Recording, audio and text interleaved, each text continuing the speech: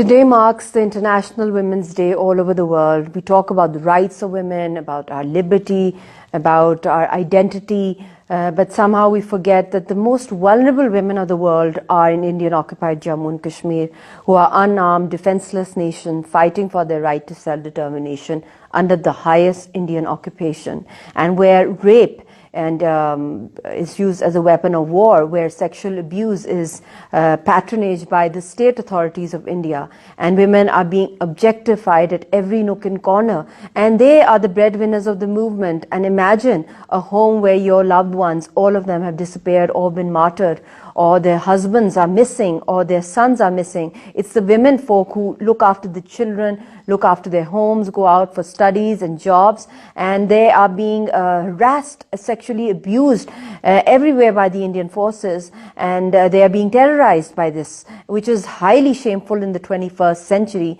So I think it is the right, it is the duty of every empowered woman in authority all over the world to rise up and to give a voice to these voiceless women who are half widows, half mothers, who don't know where their loved ones have disappeared. And even my husband's gone missing. He's in the hard death cell. I literally live a life of a half widow, and our daughter has not seen her father for over 5 years. So this is the story of every Kashmiri home.